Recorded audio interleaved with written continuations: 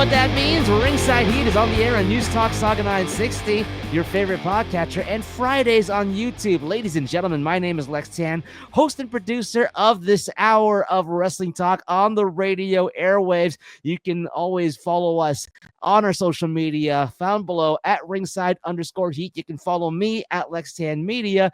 And of course, you can listen to the show right now as you're listening on the radio Wednesdays at 2 p.m. and as well as Sundays at 7 p.m. if you want to hear the replay and anytime on the internet, because that's what internet things do these days. So we've got a great show here for you today. We are going to be talking some AEW, particularly the pay-per-view that they had on last Saturday night. And yes, it is still a pay-per-view in AEW nomenclature. And so, but we're also going to be talking about the WWE. We're going to be talking about what happened at the end of Monday Night Raw, as well as NXT Roadblock from the theater at MSG. Right alongside me, and if you're watching this on YouTube, I've got two of the ring crew, one on this side, one on this side over here. We're going to start on this side. He is our AEW expert, our Godzilla podcaster, and expert on all things Godzilla. At Risen72, he is a charity Twitch streamer for Sick Kids and Extra Life. Colin Dodge, and you can follow his podcast at KanjiraCast. Colin, welcome to the show. Oh, boys, I am exhausted for all the right reasons. Revolution, fantastic. I was exhausted during anything, not for the millions of matches, because there wasn't. There was just 12. Just 12. and they were funny. All amazing. Hey, not 18. There have been pay-per-views. Is that counting 0 Hour? No, I didn't watch that. I still have to go back and watch that. It was 12. It was actually 12 total. matches all in all. 9 of them on the main card, 3 on 0 Hour. What? 3 on 0 Hour? My gosh. 4. Yeah. 4. Okay, whatever, man. That's crazy. Yeah. No, 3. They changed it. Sorry, 3. Okay, there you go. Somebody got struck. Doesn't matter. Fantastic pay-per-view. I was so happy. It was great. We had an awesome time on the reaction stream. Thanks to Peter for popping in. So I had somebody who also knows about AEW to talk to, besides poor Lex trying to keep up and asking questions, much like I do now on WWE pay-per-views. Who's that? Who's that? Yeah. So Rumble was rough because I didn't know half the people. Elimination Chamber a lot more fun. But yeah, Revolution. Holy crap. It was fantastic. Absolutely. Yeah, no Elite report this week because it was pay-per-view week. Doesn't matter what happened on Dynamite and Collision. Watch the reaction, and then we'll be back next week for the Revolution Fallout for that. But yeah, so awesome. I'll try not to take up all the segments just talking about it. I'll do my best. Mute me, kick me out of the room if you have to. That's Colin over here, and on this side, there we are. There, my hand is in the shot. This side over here is our wrestling memorabilia expert and collector, and he's got an LA Knight figure. Yeah. And by the way, before we started this, I actually kind of watched his NWA Power Shoes of a Champion promo, which is just I loved it. I loved it so much. That's Coco Collects. You can follow him at Chico Nougat. You can follow him at Coco Collects. I should refer to you by your actual name rather than your social media handle. Well, that's okay. I mean, Coco Collects is how the people can get a hold of me. So yes, but you can call me Chico or whatever, Cheeks for short sometimes. And man, what a run of shows the past little while for both big two companies, I'd say. Yeah. Everything under the WWE umbrella had some sort of craziness over the past week. Mm-hmm. I mean, since Elimination Chamber, which we did cover last week, but I mean, since Elimination Chamber, we had like, even Monday Night Raw ended with a title change last week, and then craziness this week, and then SmackDown ended it with had a title change within it as well. Mm-hmm. NXT Roadblock had like a title change to end the show as well, and AEW Revolution, which is bonkers, pretty much start to finish. I mean, I caught parts of it. I can't say 100% complete, but from the parts that I saw, they really pulled as many stops as they could until the main event. But anyway, we could talk about that later on. I'll get to that. We'll walk through that. Yeah, we'll walk through that. What a week though, guys, eh? Oh yeah. It's actually this is something that everybody has been saying since I started radio school, is that, like, wrestling at the time back in 2016 when I was in radio school, it was still, it was still awesome with the WWE, and, like, I still enjoyed what was going on, but we also had, like, we also had Cody Rhodes bringing building the foundations for AEW, and they always told me that, like, get in on this, get in on the wrestling punditry, get in on it, on the commentary, etc., etc., etc., because when it booms, it's gonna boom, and you're gonna have a lot of fun covering this era of the boom time in wrestling. And right now we are covering a boom time in wrestling because everything is really good with the WWE. We're actually seeing AEW really starting to find its footing again and starting to improve their product a lot, especially on pay-per-views, which they always somehow find a way to make great shows with. Despite what sometimes will happen on TV. But then again, same time with WWE. Sometimes it happens. If you're on TV, that's going to happen. Exactly. Not everything works all the time. Yeah, exactly. Which is one of the reasons why it's like, a lot of people say that, you look at TV back in the 80s, 90s, and even the 2000s, where, especially with Smallville, you have like 22 episodes in a season. Not all of them are going to be bangers. Yeah, no, definitely. But I mean, and nothing looks as pretty as the pilot, because that's where all the money went. Yes. Well, I mean, WWE's just been most of the time hitting on all cylinders. Since I'd say most of the Bloodline, the height of the Bloodline stuff onwards, or the buildup of the Bloodline stuff onwards, has been really good on almost all fronts. I mean, of course, they're like any company, there's a lot of stumbles and stuff like that, stops and starts, but they've found a way to consistently dig out of any holes that they're in pretty quickly. Now AEW is, I think they're finding their stride now again. Like, I think they're at a pretty good footing. There's things still, like, I still don't really care much about Big Boom and AJ and Rizzler, but I mean, there's nobody does that. That's an advertising deal.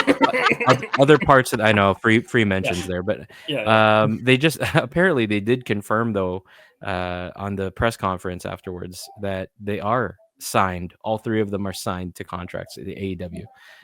So good for them. I still don't get it. I think that they're not sucker punching anybody. They can do whatever they want. Yeah, I think what is it, Colin? I don't know if I got this right from the loose AEW knowledge I have, but Big Boom AJ was like basically like a utility guy in pro wrestling years and years ago. Yeah. So some sort of a mechanic, put people over. Exactly. Yeah, and so then the kids are Big Justice and the Rizzler. I can't. I don't pick these names. And so they were present. But Orange Cassidy and Mark Briscoe were also in that match. So when I go watch it, that will make it watchable. Oh yeah, for sure. I didn't know anybody else, but I saw Orange Cassidy and Mark Briscoe. I'm just like, all right, I'm immediately tuned in because I love Orange Cassidy. Yeah, because it's fine. And, and Johnny TV and Taya Valkyrie. I mean, they're fun too. So I'm going to say, to be fair as well, as we kind of continue this potpourri of opening thoughts and stuff, I think that 0 Hour stuff also included, besides Big Boom, AJ, and whatever their names are again, I think we had a couple of celebrity cameos too. I think, oh my gosh, what's his name? Andy Devine? Andy, like one of those comedy guys. Yeah. So, so he was there and he took part in some physicality on 0 Hour along with the good guys like Orange, and Ken Jeong was probably backstage walking around with them as well. So, and he was very visible throughout the show. I'm gonna give him and Leslie Jones a special mention later. Yes. So good for AEW on also doing the celebrity stuff, because WWE, man, since the start of the year, or maybe even a little bit before, they've been relentless on showing famous faces in the crowd. Macaulay Culkin on Monday Night Raw and MSG. That's right. Home Alone in New York. Right. Yep, exactly. It's true. I didn't realize that. Yeah. And I think was that McConaughey a couple of months on SmackDown interacting with Kevin Owens. So yeah, I mean, like and every Netflix quote unquote celebrity that they can find in the seats, they will show. Every single one that I've seen. A Robbie Amell when they were in Toronto. I'm like, okay, sure. Not even Stephen Amell, Robbie Amell. So just one of the MLs. Just get them in there. yeah. They're seat fillers, celebrity seat fillers. Wasn't Robbie Amell like, married to somebody in the business or something, or Well, they showed Robbie Amell's wife, I think, when they showed him at Elimination Chamber as well. So Italia Ricci, I believe, is her name. Yes, if that's who it is. So anyway, so they've been showing like A names and B names and C list names. So WWE has been relentless on that, and so good on AEW for following up with a bit of their own at Revolution.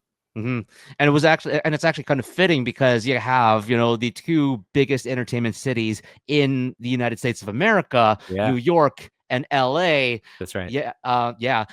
Going for promoting amazing shows this week, and they've got to bring it because it is New York and LA. So but definitely let's start off on the West Coast right now with LA and the Crypto.com arena, formerly known as Staples Center, and the AEW Revolution pay-per-view. We are going to do that when we come back from the break, and we can actually talk a little bit more in detail about AEW Revolution when we come back with more Ringside Heat on News Talk Saga 960 AM. Back after these promotional considerations. Under all the lights, with only everyone, he's looking for one single face.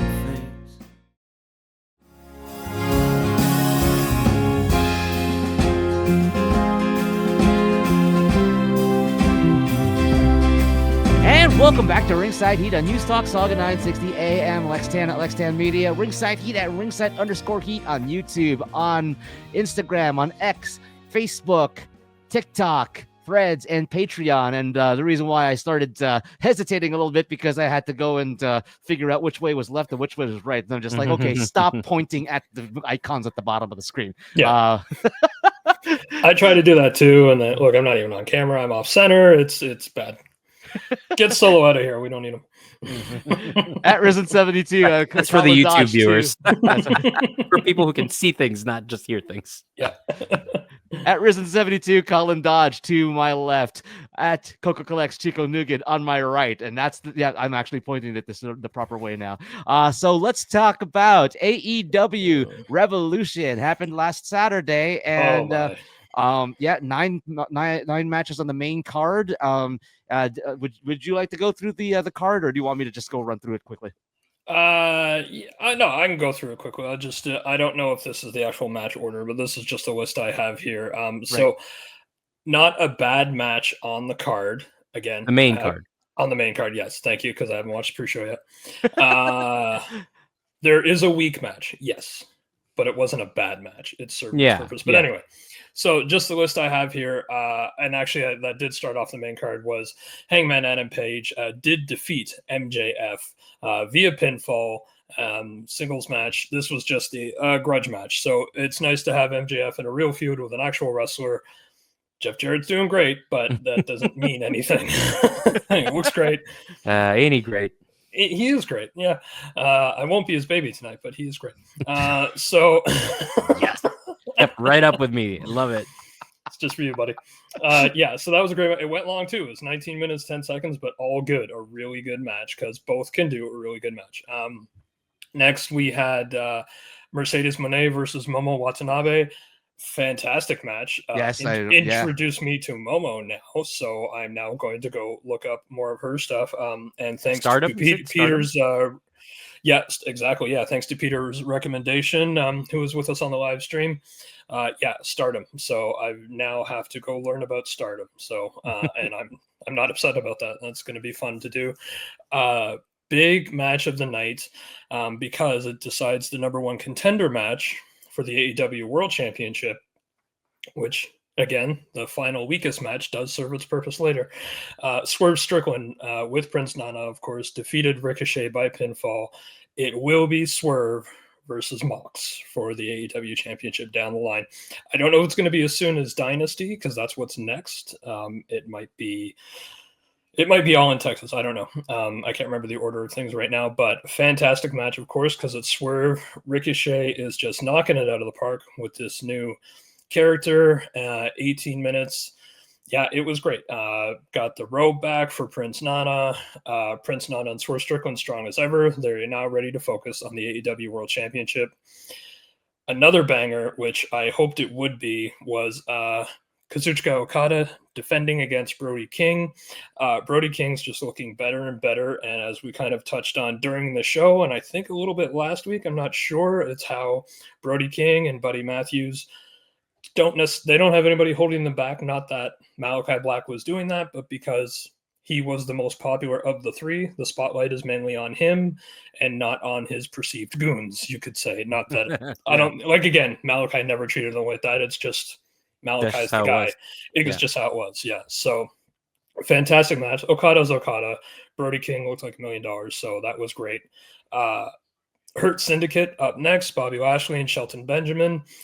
Successfully defending. MVP was there, of course. Successfully defending against the Outrunners. The Outrunners are GTA Vice City. They are Miami Vice. They are everything the 80s that you maybe enjoy or, like me, don't want to know.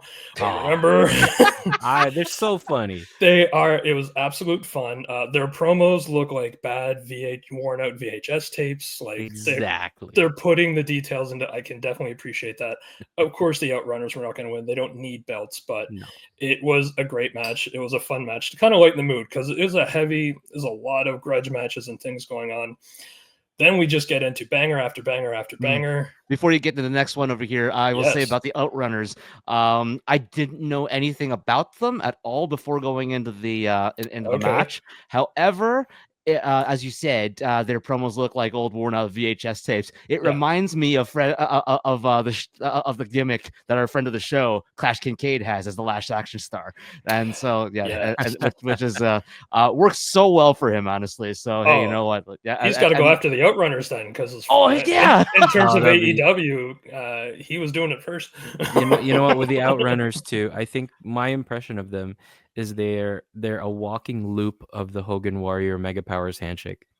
And American Gladiators, because their names are Turbo Floyd and Truth Magnum. I mean, come on. Yes. And anyway, yeah, I mean, they're a lot of fun. I continuously roll my eyes, but there's a smile on my face too, so it's fine. Then we had banger after banger after banger. This is where I was absolutely exhausted. I think Chico was still around at that point. We, of course, had the Falls Count Anywhere match, the final. The curtain. No, not the curtain call. That's something else. Ending. The Hollywood ending. Thank you. That's right. Yeah. Time was Tony Storm. Time was Tony Storm defended against Mariah May. My God, what a match. Glass everywhere. I'm sure Jack Perry was pouting wherever he is. And glass where glass should not be. I think that's all I'm going to say because this is the radio portion. And holy crap. It was only 12 minutes and 55 seconds. It felt like an hour, and like a good reason to feel like an hour. It was great. And then so after that bloody mess, let's go right into Kenny Omega defeating Takeshita. And so Kenny Omega is your new AEW International Champion. Geography. Yeah, that's right. It's better now. Yes. Cassidy fixed it. Now it's better. Agreed. I'm giving Cassidy made that belt. Yeah. I'm giving a very lackadaisical thumb up. Yeah. Cassidy made that belt. Takeshita truly made it international, and so now Kenny's got it because we know it's going to be Kenny versus Okada, because those belts are going to be unified. So you think so? Is that for sure? It seems to be that's where that's going. Yeah. Well, that's fine. Yeah. I mean, that's absolutely fine. Yeah. So I mean that's going to be an amazing match, and why not unify a belt while you're at it? It's the national championship with the continental championship, but if they unify it, they can't call it. Intercontinental championship. No, because I can't. No. They just have to call it something else. or just put it under one of the names. I don't know. International. Yeah. International sounds fine. International's fine. Yeah. I'm not even sure they can make it a perfect oval, because that might be a problem too. we'll see. We'll worry about that later. They're better at naming their belts now. Can you really copyright those particular shapes? You can't copyright a circle, can you? No. I mean, no, you can't. intercontinental is just a word as well, but yeah, I mean, it's a bit in the marketing too. If you make it look too much like one of the other iconic belts, then it might remind people of the more legendary one. Yeah, and why do that? You're in a creative field. Create something new. So exactly. Yeah, but let's not just it's not six-sided belt. It'll be let's fine. just not. Oh my gosh, let's not bring back the what I really didn't like, which was like the New Japan World Title from a few years ago that had this funky, weird shape all over it. Oh yeah. Me personally, I didn't like it. Yeah, that was kind of odd. Yeah, but we'll see. But yeah, that was pretty much 28 minutes 30 seconds. Absolute banger between these two. I mean, come on. One is the successor of the other, pretty much, and Takeshita continues to get better, always, forever, and so that was great. And that's then right. Alpha and the Omega. Yep. Alpha and the Omega. Yep. Yes, that's right. I forgot about that. Because Konosuke is the Alpha. Then we get into Will Ospreay defeating Kyle Fletcher in, I think, one of the bloodiest steel cage matches that comes to memory. Sure. Yep. Yeah. And also insane spots that were obvious insane spots, but you were fine with it anyway.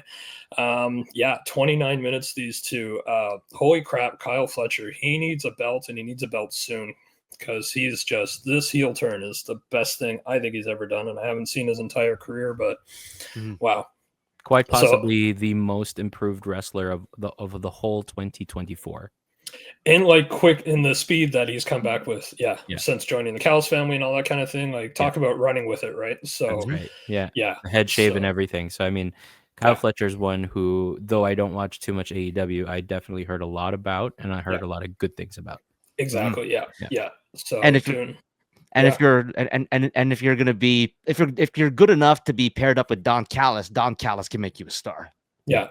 But the great backdrop narrative is that he's trying to get out of Will Ospreay's shadow, and boy, is he doing it, right? So it's great. So the loss does not hurt him in any way, because Will Ospreay's here, so he's got to be in a title hunt now. So so absolutely exhausted by that point. I'm beginning to lose my voice. I'm seeing black dots everywhere, and I'm like, oh, that's right. There's an AEW World Championship match. That's right. That too. Yes. Yeah, that's right. That's going to happen. So this match, I'll just try to quickly say, it was not about the match itself. Everything else on this card was about the match. What are these two individuals going to do to each other? This match was, how's it going to finish? Because it didn't seem right. The narrative of, the Death Riders trying to teach AEW a lesson, and here comes not an AEW original to take the belt from Mox. That wouldn't, as much. I love Edge, Adam Copeland, whatever the hell his name is now. I love him. Coping mechanism or whatever. Coping mechanism, exactly.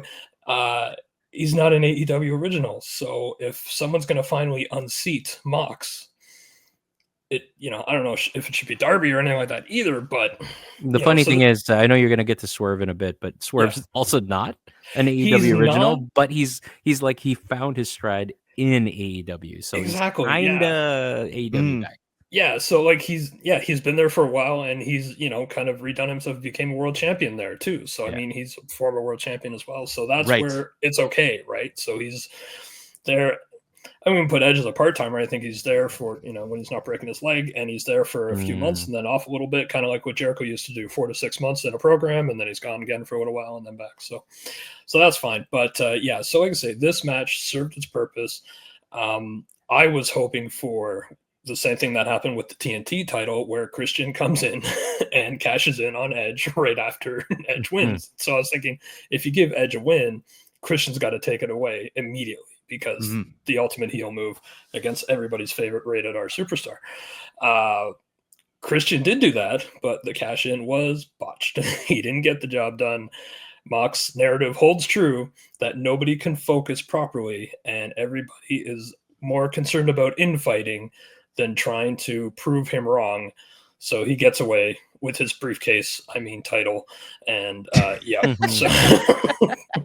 so to me, that's, I know people don't like it. I know this Death Riders thing isn't landing.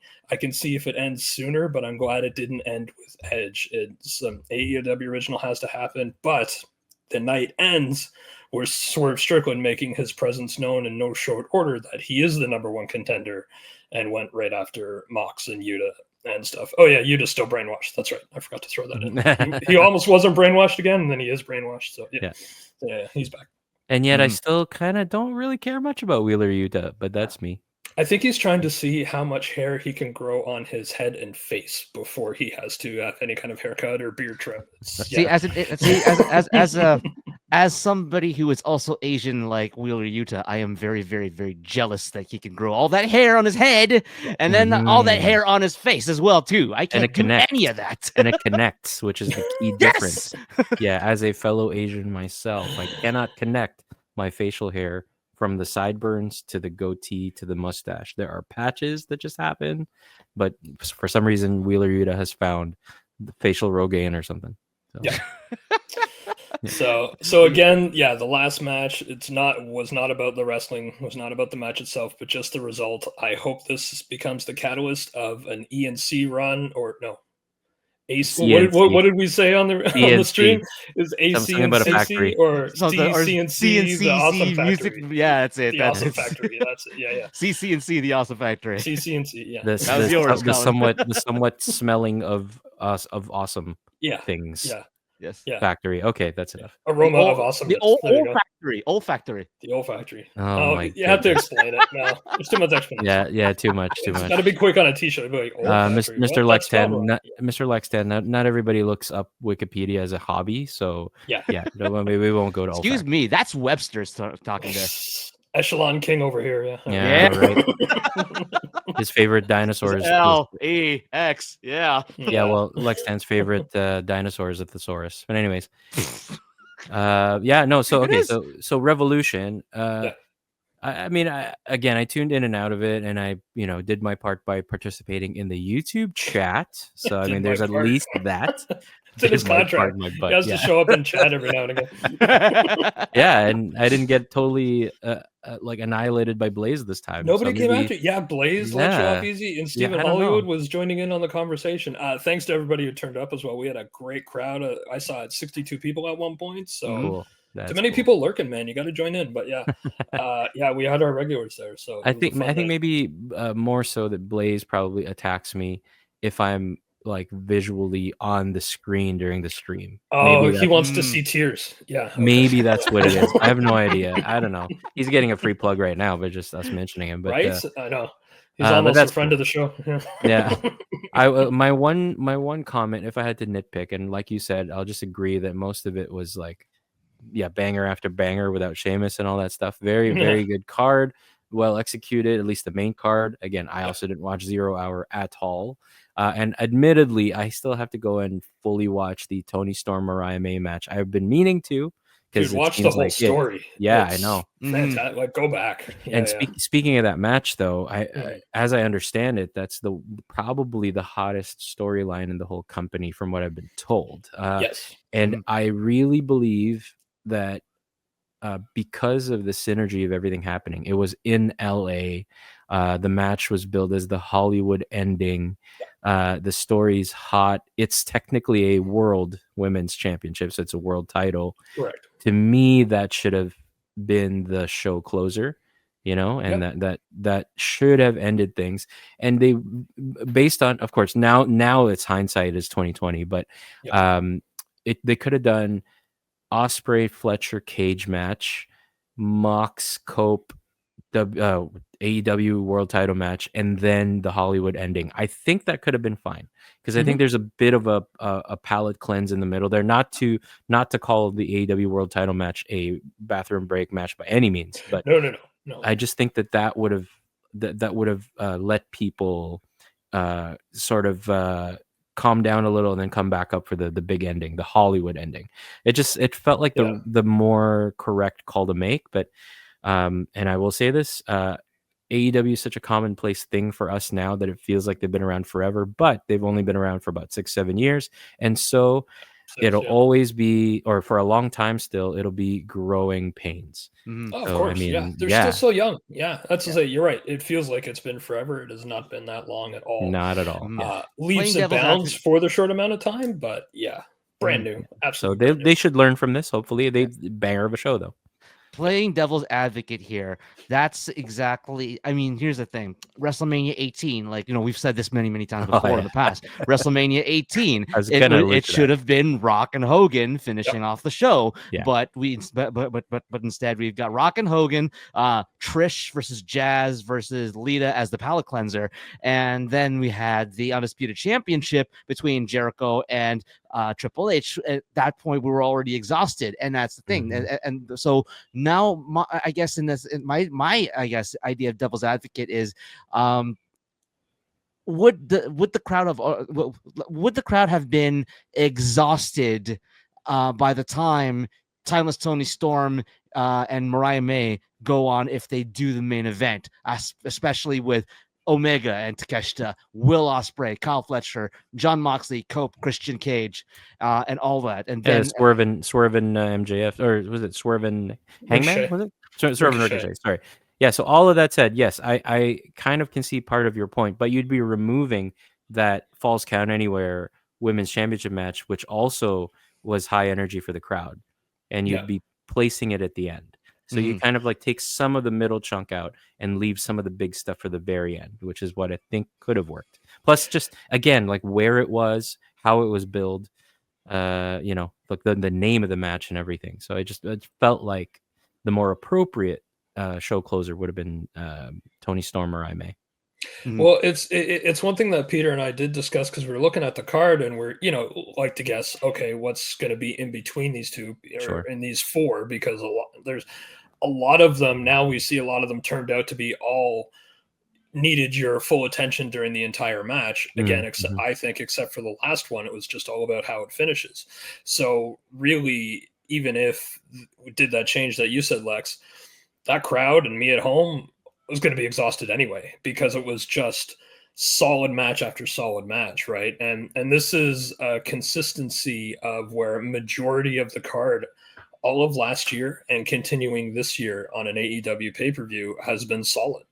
Like it's the best consistency they've had since they started. This last year, I can't think of, there was some matches like Swerve and Hangman ended poorly. That ruined the match for me. And I think in the moment I said ruin the pay-per-view, but I dial that back a little bit. I tend to fly off the handle. I don't know if anybody's noticed.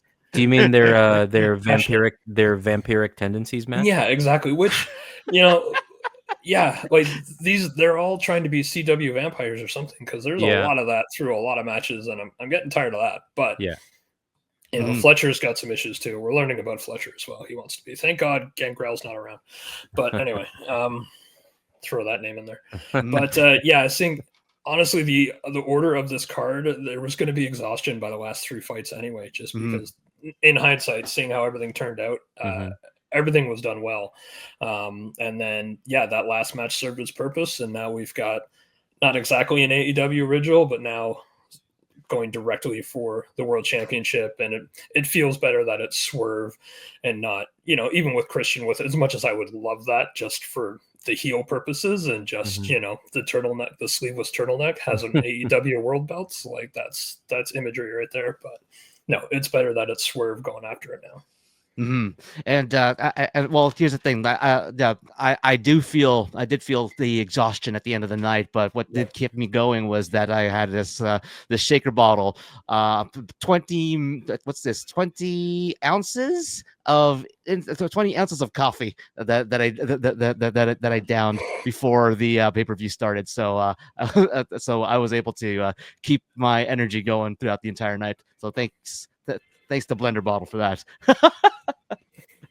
And Nescafe, but they don't sponsor us, unfortunately. Free advertising all over the place. I know. Killing me, Lex. You're killing me. Well, I mean, like, AEW, we're giving them free advertising right here, right now. So, the former advertiser in me is just dying.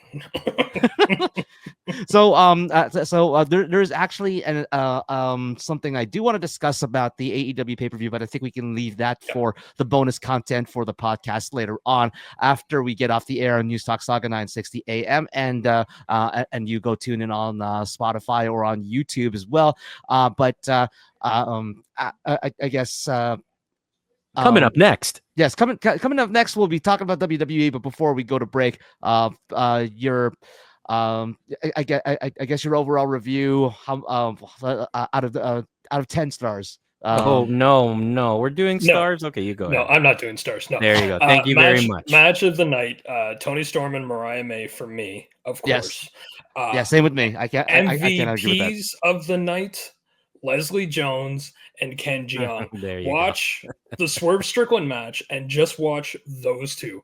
That is how you have reactions. I hope people in the back, performers in the back, were paying attention to those beautiful emotions on their faces during that whole match. Celebrities properly staying behind the rail and participating in the best way possible, responding to a match that's occurring, but safely away from the talent. No sucker punches, no broken eardrums. No. Yeah. But you know what? I will watch Ken Jeong versus Ricochet. They have an interaction. It's great. I will say, though, very, very puzzling moment right before the main event, giving the mic to someone who was not trained to speak in front of a live wrestling crowd, to pull back the curtain too far. But that is something that we will talk about on the podcast, on podcast bonus content. Just wanted to say, Damaris Lewis, don't ever get a mic ever again. All right, that's enough. True. And break. There you go. We'll be back after these promotional considerations. Under all the lights, with only everyone, he's looking for one single face.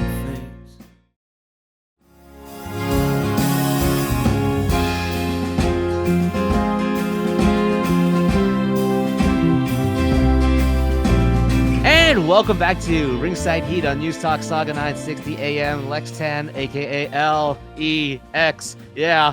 And alongside Colin Dodge over here to my left, Chico Nougat over here to my right, and as well with they've got action figures over here. Colin's got Homer Simpson. Chico's got LA Knight wearing Jordans or whatever these are on his boots. Oh geez. So yeah, that's right. The USB. You did tell me about the Homer Simpson USB before. Visual comedy for radio, folks. That's Or for that's right. I'm like, that's for YouTube. Yeah, that's what you meant. Okay. So this is the WWE portion of the show over here, and to start it off, congratulations to LA Knight. Yeah, you gotta warn me before you do that. Because I'm gonna show it off to the YouTube crowd. That's right. There you go. Okay, yeah. Congratulations to LA Knight. Yeah, he has now captured the United States Championship one more time, and likely will be going into WrestleMania as the United States Champion. Look at the action figure that Chico held up. He says it's Jordan's shoes of a champion. And if you look at this vest, shoes of a champion as well too, which I have in my closet right now as well. So, but yeah, big things happened over these last three shows with SmackDown, with Raw, with NXT. One of which is seemingly I don't know if it's an intentional thing, but it's seemingly a callback to a night that made Rikishi quite famous. Same episode of SmackDown as the LA Knight US title win. By the way, but before we move on, rest in peace to Shinsuke Nakamura's career. I'm so sorry. Don't worry, like he'll be all elite anytime now. It'll be fine. Yeah, I know. I mean, yes, that is a rumor, and that is in no way, shape, or form true. But I would have to say that WWE and Nakamura have tried so many things at this point. They've tried world title stuff, which he never won. He's had a couple of US title runs. This one, I feel like they could have tried a little harder, because Shinsuke had this nice dark samurai thing going on. The music turned into something kind of cool and different, and the different attitude and the face paint and everything. Something could have been done, but just I don't know what happened. He slipped through the cracks the past few months. I always liken this kind of stuff to, like, if you just sometimes you have to give it a bit more time. Yeah, okay. Not everything catches on instantly, and of course, being the huge Conan O'Brien fan that I am, The Tonight Show just needed to give him a bit more time. He always has to reestablish an audience, right? So I don't know what, their end date was and the numbers that they needed, but Conan is, he just needs more time, right? And so decades of Tonight Show viewers, they're not going to like Conan immediately. They're just not. Yeah, it was different. Yeah, like he's not Carson, he's not Leno, he's not, right? And that's why he has so many fans that he does. He's alternate. So I think with stuff like they were doing since the beginning with Shinsuke, again, that those Rumble winners that year should have both been champions at that following WrestleMania, but that's another discussion as well. Yeah, a lot of things they tried, but yeah, they just need to give him more time. And this Dark Samurai thing, which I loved, needed more time. Yeah. Yeah. Anyway, it was also, and I also think he was kind of lost in the mix of every amazing thing that's been going on in WWE as well. Yeah. So again, it's slipping through the cracks, unfortunately. And timing is a big thing. Yep. And I mean, one of those things when it comes to timing is Io Sky winning the championship, and is going to be it's going to be triple threat between her, Bianca Belair, Rhea Ripley, WrestleMania. And well, I don't think that's official yet, but that's what they're heavily implying. So. Yes, exactly, heavily implying. There you go. Yeah. But then, yeah, I mean, as many people have posted over on the internet the last couple of days, is that you know, the former CEO of WWE did not was not particularly high on Sky, but he was out. Triple H is in, and he's been high on Sky, and we Sky can high, you might say. Yes, exactly. And you know what? The WWE universe also has been supportive of Io lately, so there is momentum here. They've been pushing her up, and you know, like she's been answering the call, and she's never been a bad worker. In fact, I think she's probably the workhorse of the entire main roster of women. So, like, I think like every time she's there, she elevates the person opposite of her. So I think she not just deserves it, but has earned this world title run that she's on now. And in fact, it's gotten to the point where I don't want Bianca or Rhea to take it from her at all at WrestleMania. I want her to retain. Yeah. I agree. And in terms of elevating talent, I think that what they actually did with the whole Bianca Belair, Jade Cargill, and Naomi thing, actually, it has elevated Naomi to something a little bit more. Because yes, as I said, she did finally admit it. She finally admitted it. Exactly, and it's something now that admit it. Yeah. Yes, exactly. Her father-in-law many years ago, he did it for The Rock. But now, now she did it for Bianca. Exactly, and that's something. I think that's something that was missing now from that's something that was missing. Something interesting for the Naomi character to do, other than just than just glow. Exactly. I mean, the glow is nice and it's a crowd pleaser, but nothing much for her character to elevate. And this is something that elevates her character. Yeah, a lot of tears shed on that SmackDown. A lot of tears, and then she took her beat down like a champ. So there it is. Yeah, yeah. Hopefully, bigger things for Naomi following WrestleMania or leading into WrestleMania. I would think that if Bianca's involved in the Women's World Championship title picture, then I guess it's Jade versus Naomi for WrestleMania. That should be a pretty quick match, though, in my opinion. Yeah. Yeah, it's Jade Cargill. Yeah. But I think that Naomi will sort of evolve into a bit of a conniving heel, you know? Like she'll try to win as best she can and extend the match a little with a bit of attempts at cheating, but then Jade being Jade will just plow through her at some point. Yeah, it's Jade. Yeah, she's done. Yeah. A storm. Jade wins forever. A storm is indeed coming. Yes, but that's the thing. It's that I think that'll be a match, even though it'll probably be a squash. It's yes. I think Jade will be the one to go over, but Naomi will be the one to get over. Yeah, agreed. Yeah, there you go. If they play their cards right. But speaking of which, I mean, we have, we were talking about a triple threat from before, or a presumptive triple threat, and another presumptive triple threat was established on Monday Night Raw after the steel cage match between CM Punk and Seth Rollins. Phenomenal steel cage match between those two. Yeah. But Roman Reigns at the end comes in and just demolishes everybody. Well, he Slight detail here. Roman pulled out Seth, so Seth landed outside and therefore technically won the match. Yeah. Gives him that first victory in this whole like saga with CM Punk. So it gives him one over there, but then it didn't really feel like a victory, did it? No. So the feud continues, obviously. Yeah.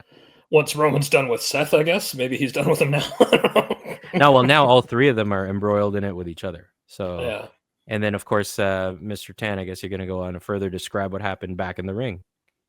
Go ahead, Chico. Oh, yes. So Roman was demolishing Seth on the outside repeatedly with spears and Superman punches and such. And then meanwhile, on the whole time, a walrus appeared in the middle of the ring. And Paul Heyman was suddenly consoling CM Punk and sort of like saying stuff in his ear. And, that's his friend, right? But of course his tribal chief is outside, and he finally, like, the cameras played it beautifully. They shot it beautifully where suddenly Roman notices what's going on in the ring, and that's when you see Heyman propping up Punk. And I should have turned on subtitles to see if they picked up what he said. I'm going to do that later. Yeah. Well, I'm sure they're going to elaborate on that on mics. Yeah. But yeah, that was cool. So then Roman, after he's done smashing Seth on the outside, suddenly he's got a rage on for Punk because he's with his buddy Paul, his wise man. So so then he proceeds to demolish and destroy CM Punk, and now we got this thing where Roman stands tall at the end of the night, throws up his ones. Heyman is conflicted once again. Fantastic dramatic turn, and now who knows what the WrestleMania match is for these three superstars, but we know it's going to be these three superstars against each other. Now, my question for you guys is, does this become the night one main event? Because I feel like Cena and Cody take night two to close the night, but they have several options to close night one. And I think the star power of this potential triple threat, Reigns, Punk, and Seth, too much to deny a show closer for night one. Yeah, I can't think of anything else that's being built up just yet. Oh, Jay and Gunther is being built up pretty big, though. Jay and Gunther, but they could start the show. That would be great. If they started, that would work. Yeah, because that's just as good. Open the night. Because I wouldn't put it past WWE either to want to go for that visual as they fade to black of 70,000 people yeeting in celebration of a new world champion. So it's just like that's playing with my head a little bit. Because if Jay's not the first night main event, where is that match? That doesn't diminish it. You know what I mean? And so they could start off night two with it actually and kind of go high energy. Yeah, that could be too. And then Charlotte and Tiffy start night one. I don't know. Oh, right, those two. Oh, geez, wow. That's what I'm saying. There's a few options where you're gonna anger some people.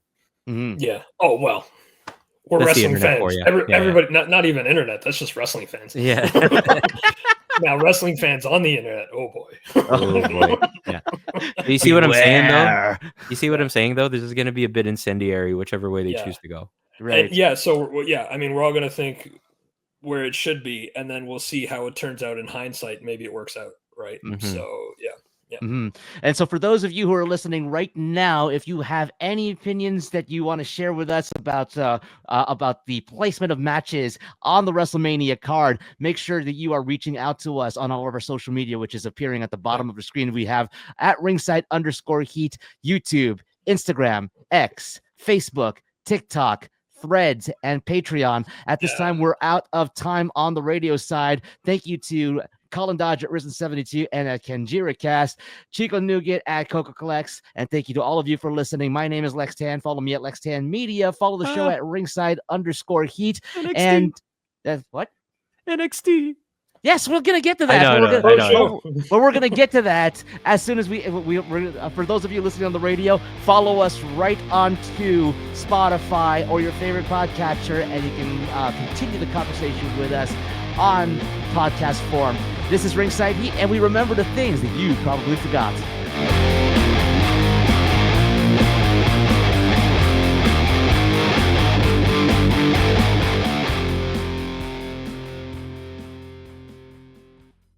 Exactly. It is too much week, wrestling. Man.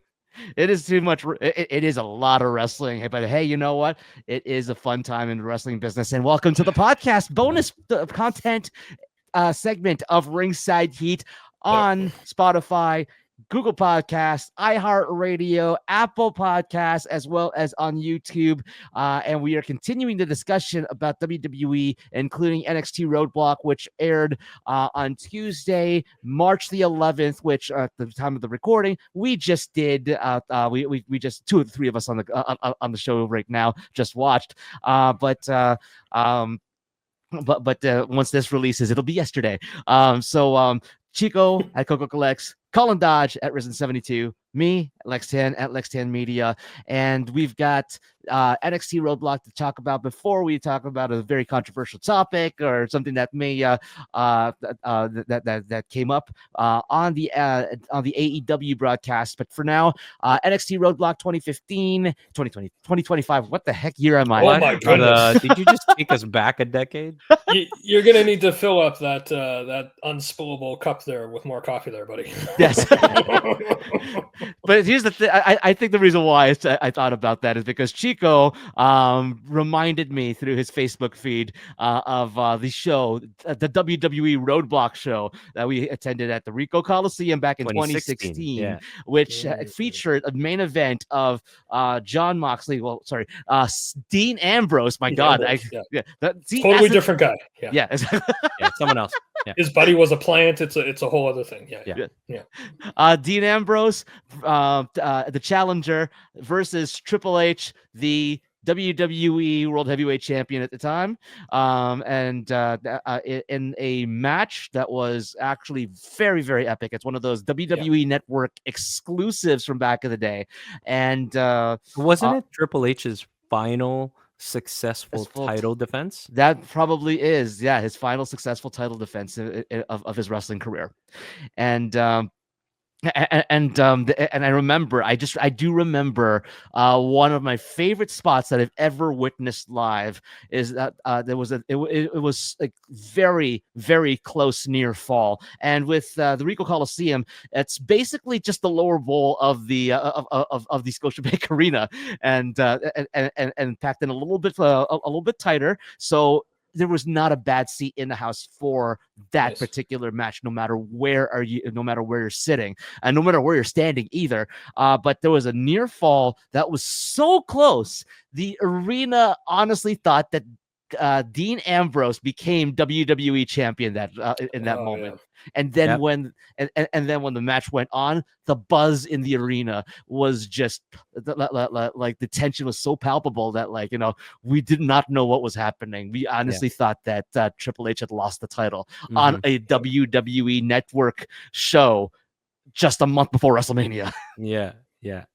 Oh man, that was really fun. Yeah, that was very surreal, and I think Dean Ambrose had the momentum for it to be believable for him to have won it. Yes. So that's part of why people were kind of surprised that they would pull it off, because thinking that it actually happened. So yeah, I thought it happened. I thought he got the pinfall. Don't forget too. Sorry, a conversation we had not too long ago. One of the best cash-ins, I think, was Dean Ambrose on Roman and Seth during their title fight. Oh wow, I forgot about that. Because in that night, all three Shield members were champion at one That's point. Right. That's right. The guy who lost it, Seth who won it, and then Dean who cashed it. So that was pretty epic too. Sorry, go ahead, Chico. Just no, that's fine. That's fine. That's another tangent from that particular throwback. So that's what a callback of a PLE or whatever it was back then too. Yeah, network still called a pay-per-view. No, WWE Network exclusive. That's it. Yes. Yeah. So that was a good night, and it was a good night to be there and just hanging out with the boys. There's probably a bit of beer going around too. So yeah. Perish the thought. Oh. Yeah. So that was good. So let's get back to current day. What happened? What happened at NXT? NXT I watched Roadblock. two promotion guys. It's too hard. Were we doing NXT, or did we finish off the Raw side of things? I think we did, right? Yeah, we did. Yeah. Yeah. Okay. Cool. Yeah, NXT Roadblock. We had 5 matches on Tuesday night. The Hardy Boys, Jeff and Matt, putting up the TNA World Tag Team Championships against Nathan Fraser and Axiom, Fun match between the two between these two tag teams.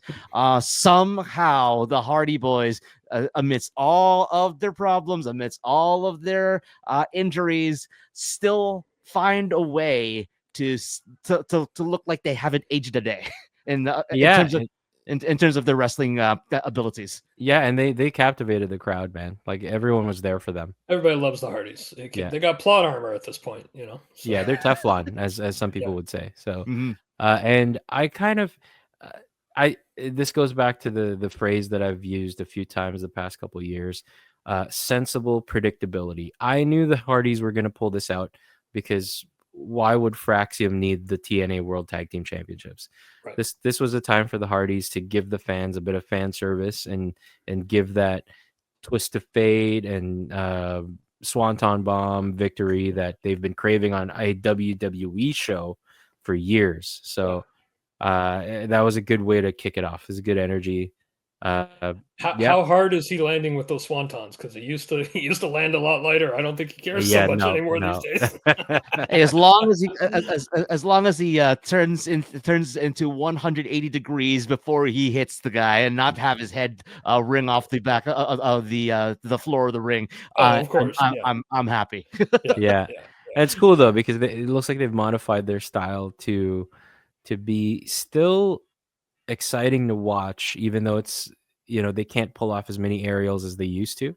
I think they've modified really, really well. They've adapted to this phase of their career. They've even had to invent new tag team sequences. Like I think they called one of those things the plot twist. So Jeff Hardy would do a cutter, almost twist of fate into a like a backwards cutter, like a neck breaker, like where the guy's facing up when he's taking him down with a cutter.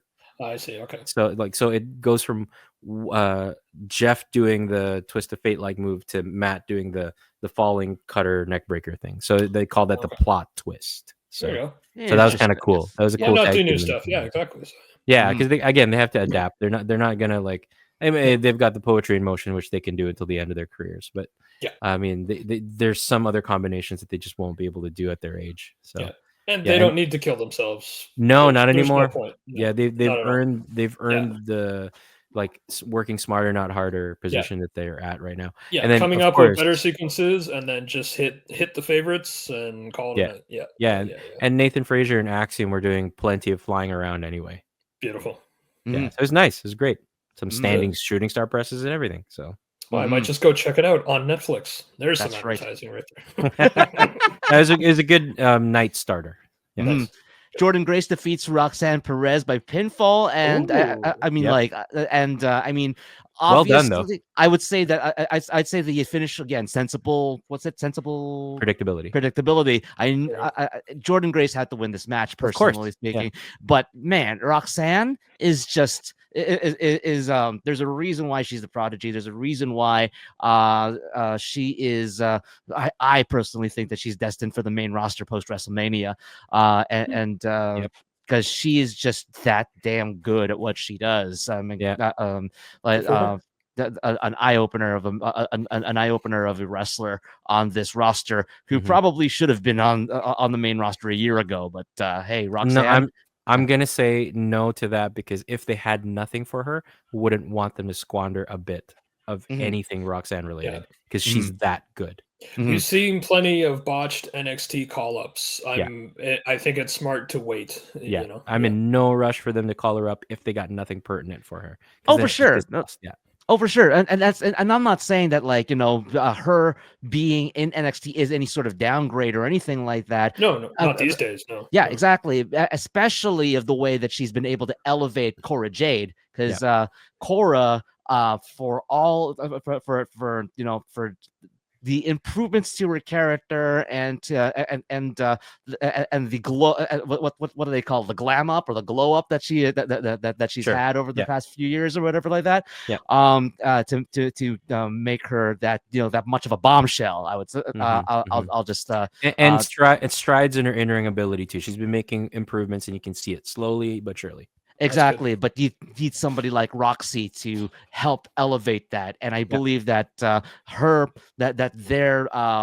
recent partnership, what they've done with the recent partnership, has really elevated not just Roxy but Cora very much, and so now you can see Cora, going back and forth between NXT and TNA, and in fact, I think she was supposed to be the one to face Jordan tonight, but because of that injury scare last week, I think they had to kind of scramble and they put in Roxanne instead.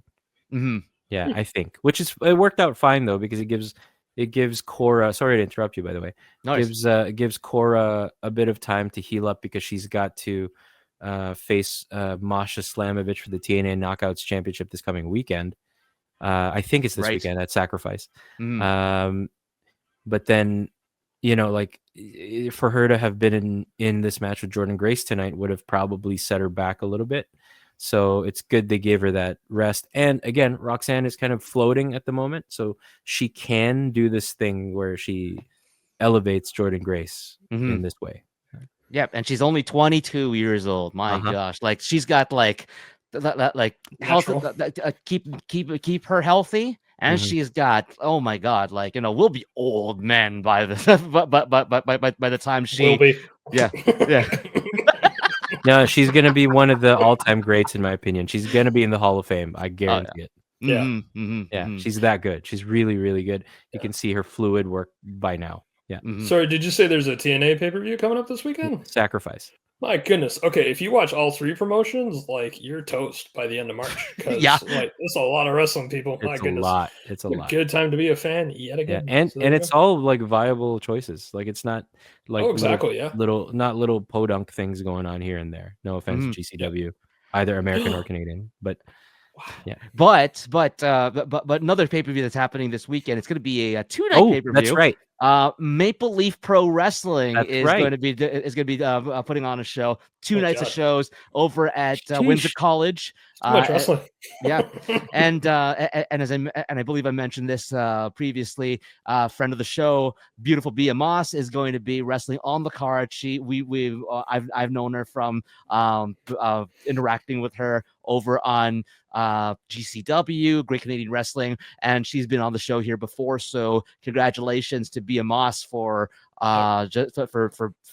taking this next step in her career and everything. So good on you. Hold on, go back to that in 1 second, but I had to correct myself.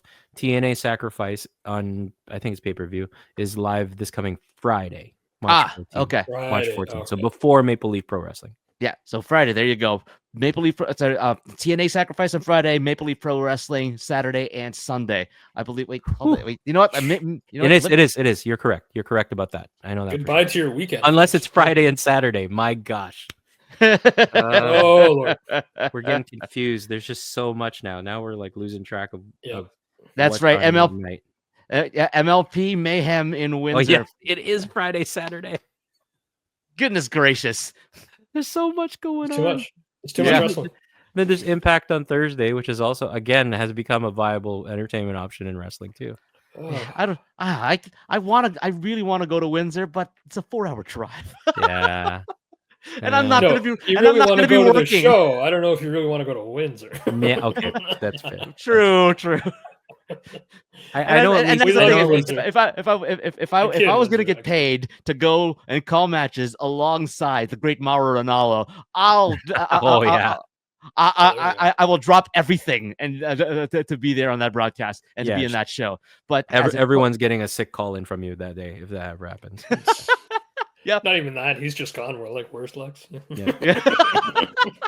Sorry, guys. I gotta work with my good friend Mauro. So Mauro's in the province. That's where Lex is. Okay. Yeah, that's cool though that Maple Leaf's doing that 2-day thing.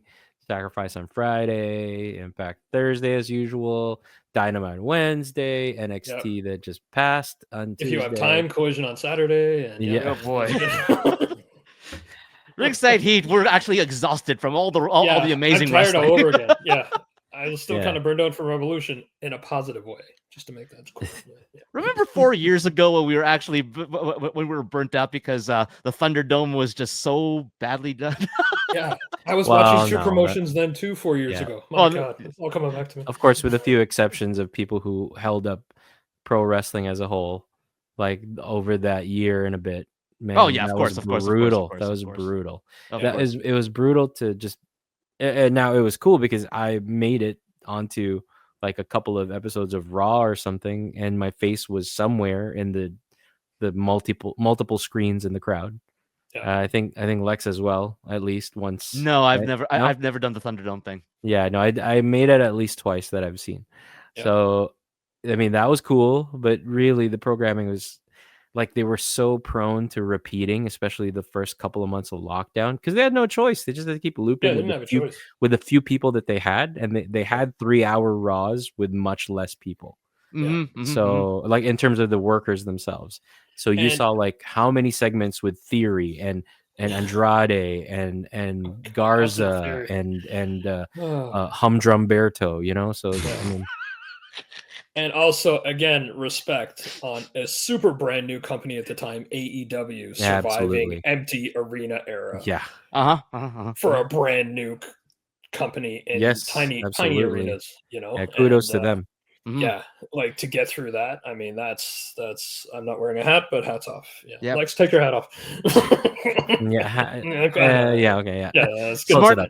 Smart Tip thing, Tip of the hat. Tip of the hat. Tip of that. Tip of that. and very very smart on Tony Khan to keep on using Daly's place as an open air stadium Yeah. for the it very much reminded me like an amped up Molson Amphitheater here in Toronto. What's the Budweiser stage now? It's called so. Right. Mm-hmm. And having wrestlers not wrestling at the time act as the crowd. So they still had something. So wrestlers still had, a reaction of some kind. Which right? WWE did too after a while. They had their developmental people behind like plexiglass panels. Yeah. Yep. That's just what AEW did. But I mean, I thought, hey, it's something, Yeah, So then exactly. we at home know how to react a little bit, Yeah. So because the TVs was extremely innovative.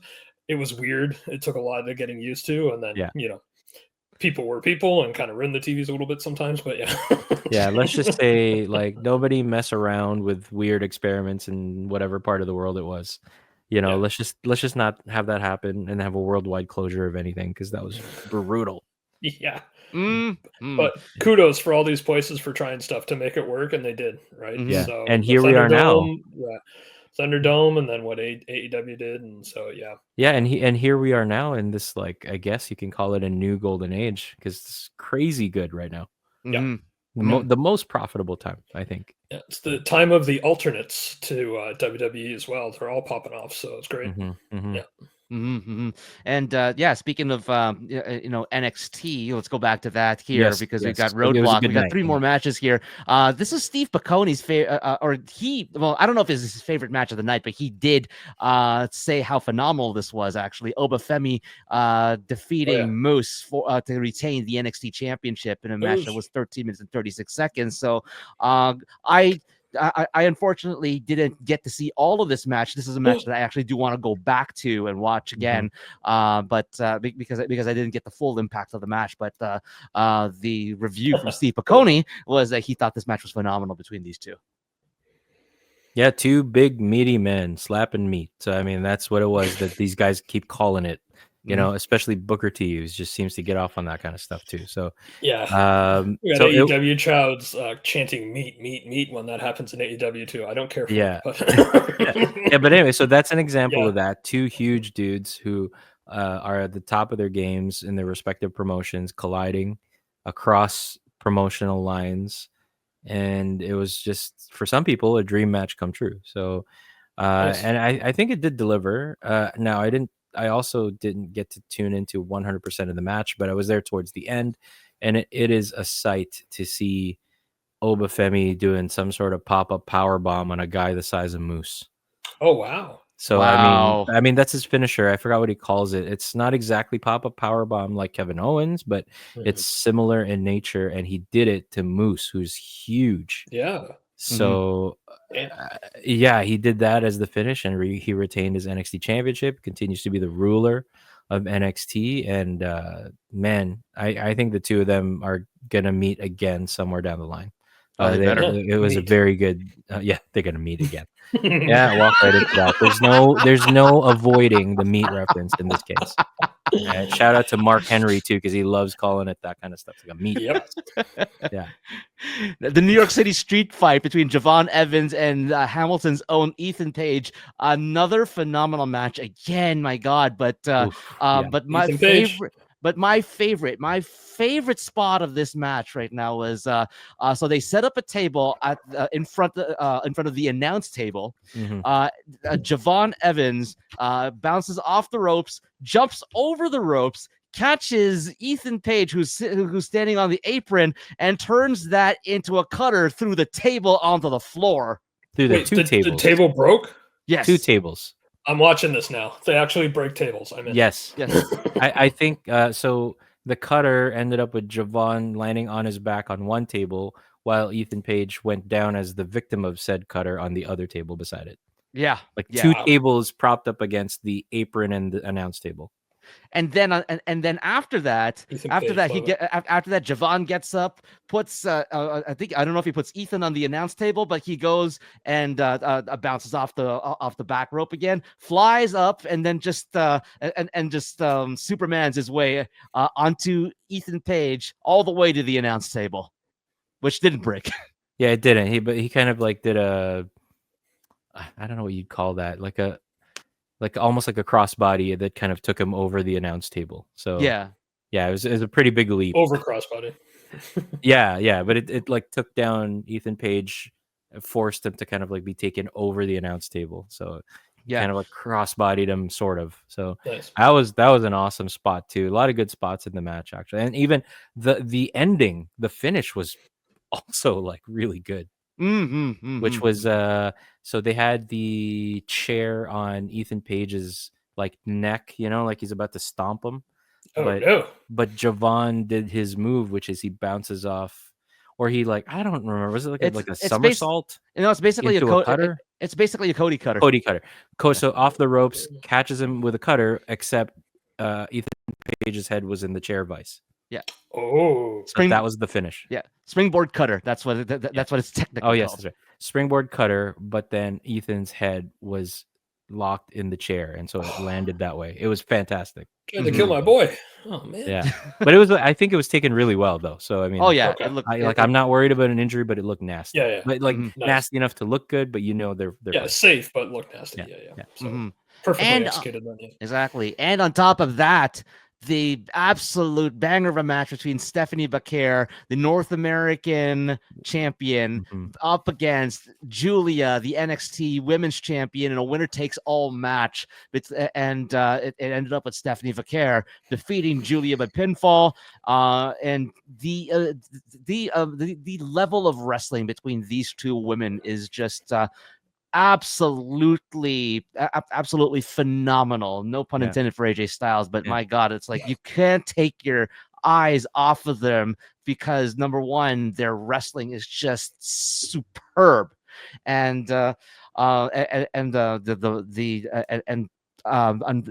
get me wrong. Congratulations to Stephanie Bacare for becoming the double champion that she is right now. However, I also am a sucker for Julia and her blue hair, and I was sad to see her lose. I will say that I still regret not taking the chance to ask if she was Julia, because Lex, you and I were walking around WWE World Superstore or WrestleMania Superstore in Philly. Yes. And I am like 99% sure that Julia was walking around with us Stun in the store. Yeah. See, that's the thing. I didn't even know who she was. I remember because you mentioned that like you bumped into her somewhat, and then she's like, "Oh, I'm sorry," basically, right? Yeah. I do remember. I do remember a very stunning woman. Fur coat. Her hair was kind of in cornrows and whatnot at the time, kind of like just to hold down the hair. But I remember researching a little bit on Julia because she was gaining enough steam, and she was, I don't know if she was announced yet as having signed. Maybe she was, but not everyone had a clear idea of what she looked like yet. Mm-hmm. On at least WWE fans who don't know her as much. But I am like in retrospect, I'm pretty sure that she was walking around the store the first time we went there. Mm-hmm. Yeah, which is, man, it's Mhm. too bad. Too bad Yeah. I didn't even just try. Yeah, but it was a great match, by the way. Like going back to NXT, and so okay, I know it's just a rumor. I did hear a rumor that maybe there are some health concerns that Julia has to address, thus having to drop the NXT Women's Championship. But what a way to drop it! Great match. So what's the other belt? You said she's got two The belts. the NXT Women's North American Championship is what Stephanie Vaquer came into the match holding. I see. Okay, Yeah, it's so there's no title way for title. those. Okay, so there's no way those belts are being unified then. Okay. All right. No, they're not right now. I don't think they Yeah. are. No, they I just don't think you started would, that. yeah. They just started the Women's North American Championship in NXT. So, Oh, okay. Yeah, so, it's all right. definitely going to be their workhorse mid-card women's title. You're right. And so they're going to have to find a way to either have her lose that or something or another. Like I'm pretty sure, or maybe they might do the tournament thing. I mean, who knows? They got a lot of talent, so maybe they'll give them. Tournaments are great. TV They're a time. great way to have everybody tune in for multiple weeks. So yeah. Yeah. I love a Now, tournament. of course, she could just be a double champion for a while too. I mean, I don't necessarily have a problem with that because she's such a good worker and very versatile. So you could put her in different matches. It's addicting. I mean, look at Mercedes Moné. She's got 4 now. She's got to carry around. It's really it looks right. silly. And then the OG belt collectors, the Hardy Boys, they know what it's like. So yeah. That's right. I thought you were gonna go with Kenny Omega and the belt collector stuff. So, No. for a time he did do that, right? I'm talking about our crowd. We got Okay. to go back to our usual crowd. Kenny Omega's still new to a lot of other ones. So yeah, and new to me because I didn't want to make a reference I wasn't sure on. Thanks for exposing me, Chico. Okay. Oh, sorry. I'm not the complete AEW expert. All right. Well, Oh, I guess God, I'm I'm ruined. a bit of a nerd. Ruined. Yeah, it was a good way to end the night, though. Like Mr. Tan, you are absolutely right. Great match, back and forth contest.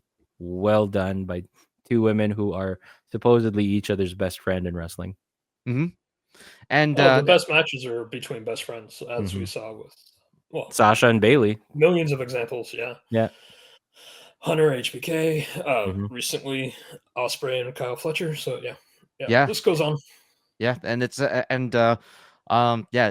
is it's an embarrassment of riches that we have right now, especially heading into WrestleMania, and for the NXT and for the NXT crowd into the Stand and Deliver premium live event before WrestleMania happens, and everything. But it's I mean. Yeah, with the roses, you get the thorns too. So not the Kevin Thorns. No. Oh, thank you. We remember the things that you forgot. So I mean, damn. Okay.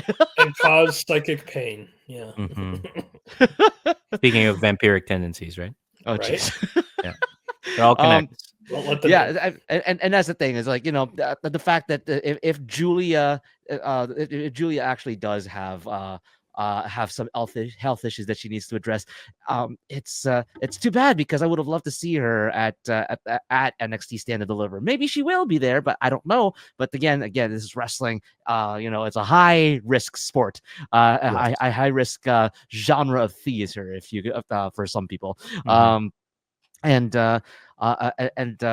It's something that needs to be respected. It's something that needs to be, the culture of wrestling is something that a lot of people are starting to understand and starting to respect. But you get the thorns with that. And as one of those thorns, unfortunately, pierced Cody's eardrum, aka we're going there. Okay. AKA Travis Scott. So you have unfortunate things that could happen amongst professionals, and you have unfortunate things that unnecessarily happen between people who aren't professionals in this industry.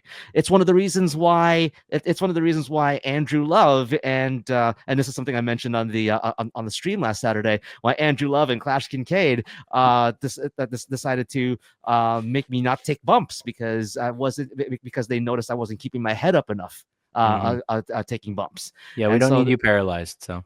Yeah, or with a concussion. Nothing wrong with people who are paralyzed getting work. I'm just saying we need Lex Tan in full health. And Yes. Chico's canceled. Yeah, okay. Yeah. Bye, guys. This is my last show. All right, bye. I think so. Yeah. and it's not just the health things over here, but the culture of wrestling and the safety of wrestling. I mean, yes, I understand. Back in 1989, yes, Vince McMahon told the New Jersey Senate that professional wrestling is not athletic competition. And that's why, because he wanted to make sure he wasn't subject to the same rules and regulations and fees that athletic competition entails. And so, yeah, sure. And then, of course, years later, about 8 years later, the Cure for the Common Show, basically, again. Exposing the business in that sort of way. But that's the thing. That's the promoter of the biggest wrestling company actually saying these things. And so the debate now, and this is something that I actually saw on the Jimmy Corderas ref and rant yesterday, about what's the name of the name of the actress, Chico? Damaris Lewis. Yes, Damaris Lewis, interviewed by the AEW media team. Okay, why were they there, by the way? Do you remember? Because they were they needed to clean up after the previous match. Okay. So they needed to kill some time, and they were and they did have some. And they were heavily promoting the Queen of the Ring movie, which looks to be going to be a great movie to watch, and hopefully, watch it, hopefully we get an actual theater run here in Canada and Toronto. Yeah. If not, hey, you know what? Netflix is going to be great as well too, and we're going to give and that's the thing. I'd love to be able to give my own review of that, Siskel and Ebert style. For those of you who are old enough to remember that. It's an old reference for me too. Come on now. That's all right. Statler and Waldorf. That's more recent than. But if I was gonna do a Statler and Waldorf thing, I'd want to roast the movie. This is a movie I think is actually like, I would like to actually take a serious review and look at as well.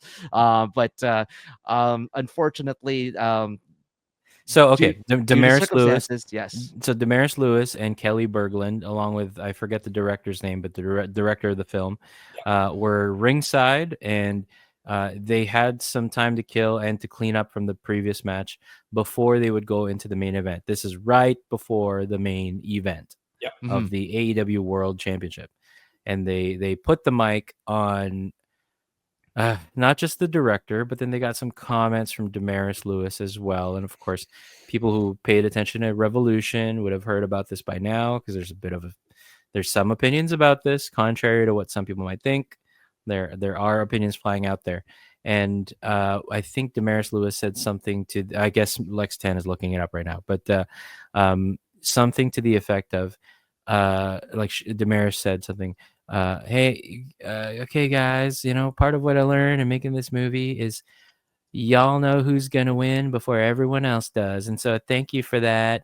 So it was just, a bit of a throwaway line, but at the same time, I'm like people are already tired. You don't want to water down the product anymore right now. Yeah.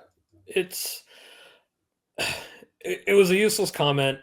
If she worked on this movie, then I would assume like Tony Storm was on set. There's a lot of AEW people on set, and of course, everybody in charge of the movie, including the director, obviously has love of wrestling. There's no reason not to know. You don't need to bring that up. That's not the life lesson you get from that movie set, I would hope. Apparently it was. And so maybe on the spot, it's the only thing she could think of, but it's unfortunate, and the timing of it all. And again, yeah, you're right. Of course, this is where you interview celebrities, because you have to clean up from the bloodbath that just happened, one of like 3 that night. Absolutely. Yeah. There's a lot. Yeah. So, you need time, and so this is what you do. But it's one of those things. It takes away from, which is a great night. It's for that has to come up, that kind of thing. But yeah, it's unfortunate. But I mean, hey, thankfully Ken Jeong and Leslie Jones were there to show us what celebrities should do. Yeah. It's the timing of it, and of all the things she would have remembered from the journey of making that movie, that's what had to come out of her mouth. Yeah, I'm now a quarter of the reason to watch that movie. Exactly how how big was her role? Maybe she was only on set for a day. I don't know.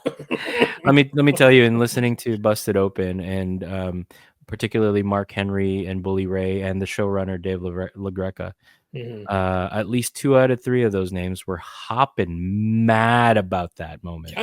Yeah, super mad. And of course, like, who am I not to take seriously the words of actual iconic Hall of Famer wrestlers, by the way, who have done the thing and are in the industry, and then the guy who runs the #1 show about it. No offense to anybody else, but just for them to be seriously bothered by it, of course I'm going to understand that, and I am of a similar understanding as well. You just don't do that. It's a complete faux pas on her part.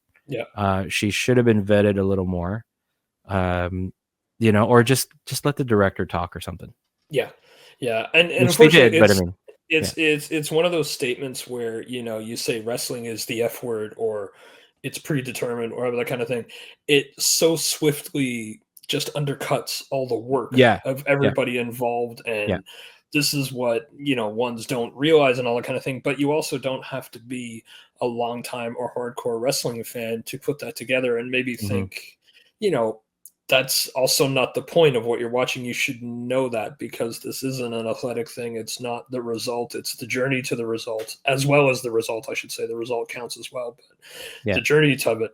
So if you paid attention to a second, I would assume while you were on set on a wrestling movie, that would have sunk in. But I mean, I guess not. And and that's, somebody asked her a question. So just to double down on what you said, Colin, it absolutely undercuts the hard work of all the men and women in the ring, and that also put on the show. It just everybody involved just goes, you're missing the points. And it's a bad little, bad feeling, pit in your stomach kind of thing. Now, I do understand that she is not an industry professional in pro wrestling, so she didn't know the etiquette, and ultimately, it's like a rookie mistake by somebody, and just an unfortunate accident. But you got your little kids in the crowd who are just getting into it. Like, you don't want to leave them with that impression either.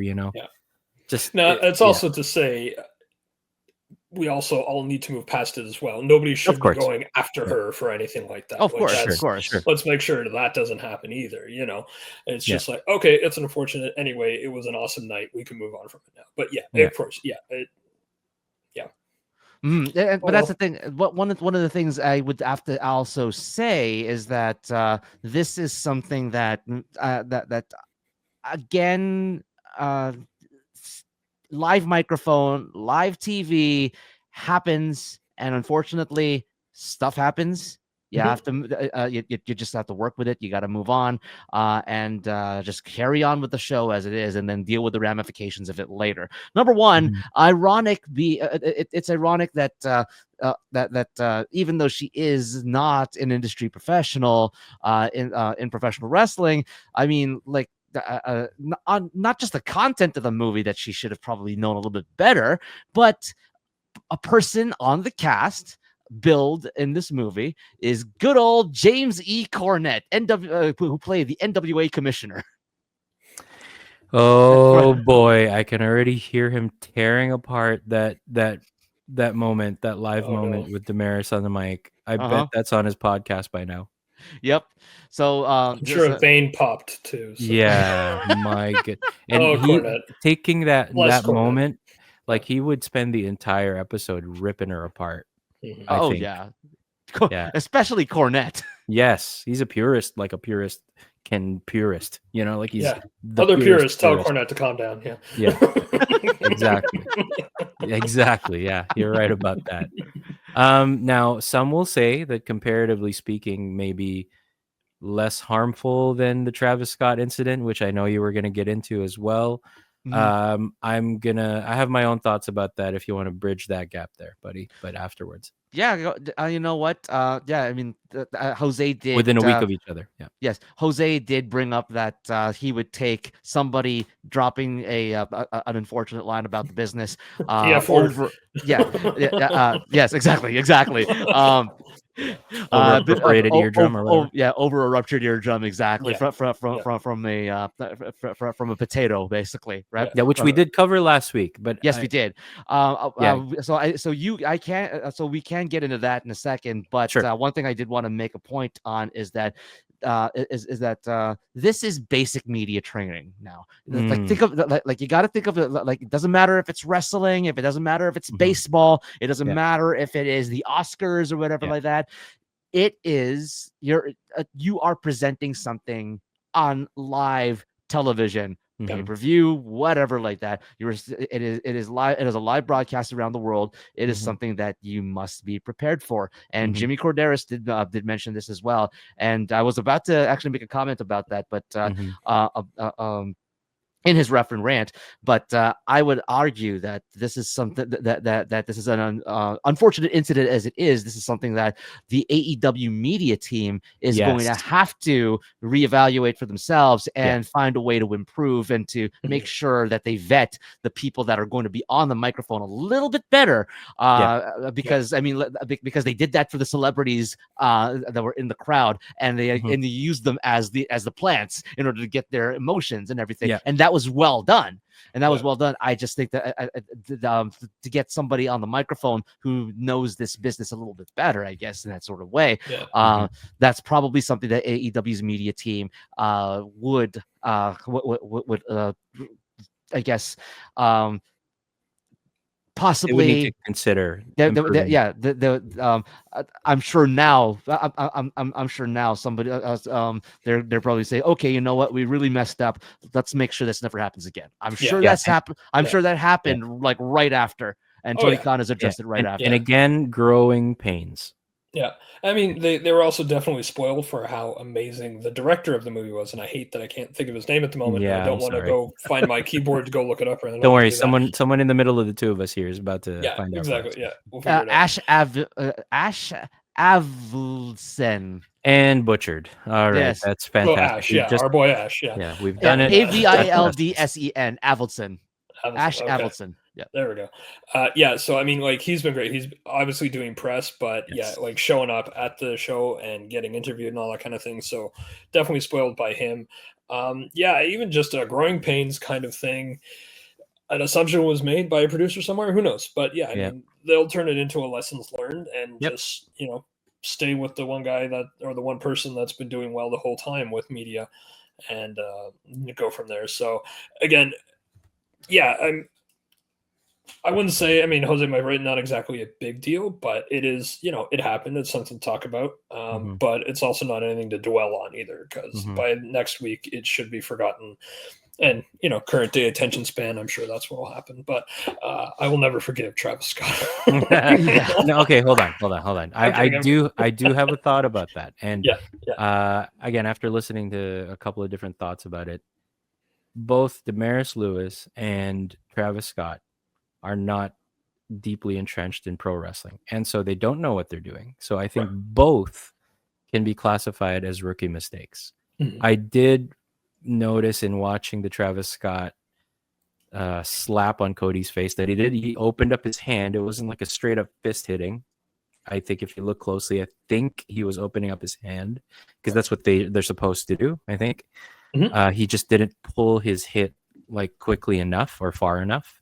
And then it just like ended up, supposedly, we don't even know for sure, because they're never going to confirm it for us, that it like ruptured his eardrum. I think that's more of a rumor that's unconfirmed as opposed to news. It was definitely a slap. If on Stevie Richards' channel, he goes through it. Okay, so he does and everything like he would imagine. So it was a slap, but not pulled back. But my thought on that is, like, to me it's not like a matter of forgiveness or anything, because he didn't know what he was doing, and neither did Damaris. So it's not like I can hold much ill will for either, to be honest with you, not long term. So I will say, even for Travis Scott, as much as it hurt, the American Nightmare and everything, it accidentally, if anything, gave the moment a little more credibility in the fight game of it. See, here's the thing, because it was meant to be a serious beatdown. Yes, and I get that, but the thing is, it also unnecessarily put the WrestleMania main event at risk. Yes, Yeah. and that's what I don't like about it. Yeah. So I'm in total agreement about that. But what you know what I'm saying as well, right? Like it accidentally put a little bit more color and credibility on that moment where Cody's supposed to be down. Yeah, well, thank God nothing worse happened to Cody. I mean, Yeah. like, you know, Yeah. Ultimately, yes. I mean, if you he could have ended up with a concussion, but he didn't. Yes, Yeah, and that's yeah. fine. And thank God that didn't happen and everything. Mm-hmm. So I guess in a sense, a little bit of harm, a little bit of foul, but we can get over that because the WrestleMania main event is still going to be going on. Yeah. But Yeah. at the same time, it's at the same time, I mean, like, if I was if I was the promoter of the company and my main event was put at risk. I mean, we've seen it dramatized many times in WWE as well as AEW about like that like, you know, you got to protect your wrestlers. You got to protect your wrestlers going into your main event in the kayfabe, and that's believable because you don't want anybody screwing up that main event who's going to draw people to your crowd, to your arena. Yep, that's the biggest cash cow there. Yeah, I think with what Chico said, credibility is added, I think, for the casual fan. But for a long time in the know fans, we all see red because it's like, yo, this is a huge main event. We have one of the biggest heel turns, and you almost ruined it like seconds later. You know, so I think that's like the dichotomy. Did I use that right? Yes. I'm building my vocabulary, folks. It's going to be great. I learned that from JR. Hey, there you go. So I think that's the two sides of it. And, absolutely. For the casual fan, because this is mainstream hitting, and it's like, oh wow, did you see that? That looked real, and because it was real. And then that the R word, I shouldn't say that either. And then for the long term in the know, it's like, yo, you just almost blew up WrestleMania. So now he should not be allowed in the ring. He shouldn't get further than the rampway. He can walk out with The Rock on the rampway, and then he can go into the back and then wait in Gorilla for The Rock to come back. I think that's his punishment. You don't get in the ring anymore because and you know, we all got spoiled by Bad Bunny. We're not going to get a repeat of that with this Travis Scott guy. I can't imagine. Now, or I'm going to play devil's advocate here too. If he gets some proper coaching in the next 4 weeks, it's not worth it. He should be able to then take the receipt in front of a camera. Yeah, but then I'm just watching a match going, how is he going to screw up next? And I'm not enjoying the match. All right. And the story for me. Yeah. Exactly, and the story should be about John Cena versus Cody Rhodes with The Rock. With The Rock buying John's soul eventually, or revealed to have bought John's soul, not Travis Scott and the potato the sage. Because that whole time I'm like, this is amazing. This is amazing. And then, you know, one of these things is not like the other. Right? It's like, I'll agree with that. Why is he there? It's like, you know, it's like a dead pixel on your TV or something. Like, just no, it's just distracting me when the most epic thing is happening in how many years, you know? Yeah. Totally agree with that. Like, it did not need Travis Scott to be in the ring at all. No. He should get as far as the entranceway and then go back. Yeah, that was fine. Or stay on the outside of the ring then. Yeah, that was a flex already. Go sit down.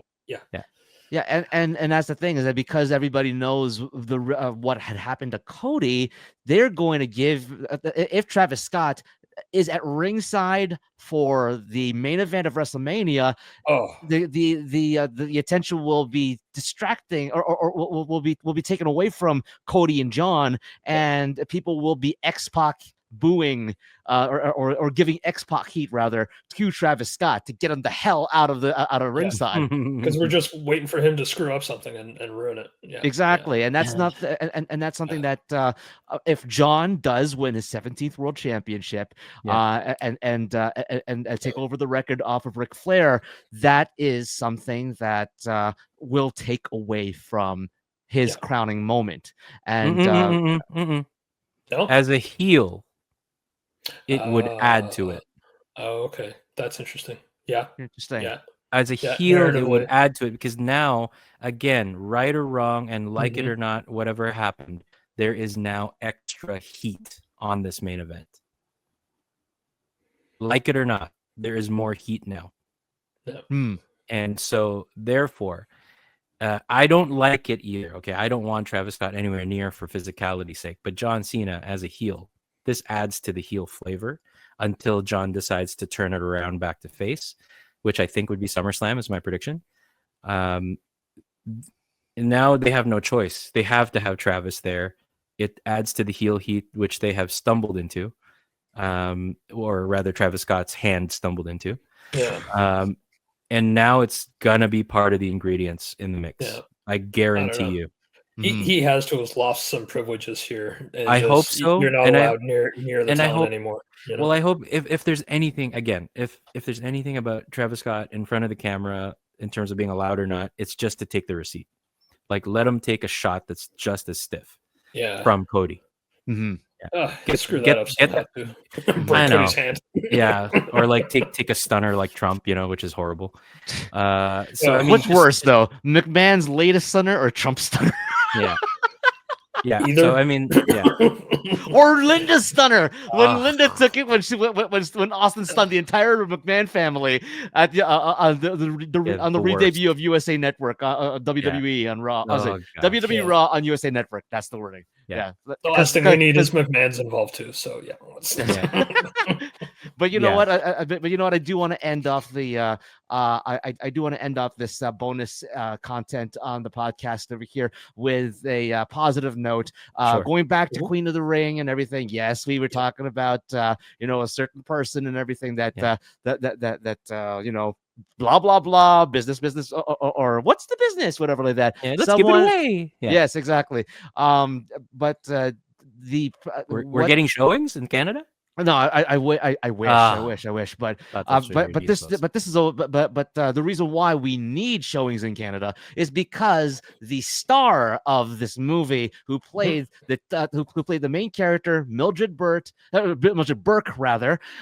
Emily Bett Rickards, she is Canadian as well. Yep. So, and so co-star of Arrow. Yep. Arrow fame, yep, exactly. And she really looks the part. She seems like through the trailers that she is she's absolutely gonna do amazing in this role, or did amazing in this role. She did perfect the work, casting. Let me tell you. Yes, she did the work. Yes, exactly. Exactly. So, and for her, Emily Bett Rickards, not just to be on, a star on one of the biggest television franchises over the past 20 years, but to have, but to have her starring role. Her starring role in this movie, which really shows an amazing story about one of the pioneers of professional wrestling on the whole, not just women's wrestling, but a pioneer of professional wrestling, and is one of the people responsible for the rise of the NWA and the popularity of the NWA, which gave way to WWE and AEW and TNA wrestling, and that legacy of professional wrestling lives on. Lives on today because of the awesome work that Mildred Burke did, and for a great Canadian actress like Emily to be able to portray this character in such a faithful way.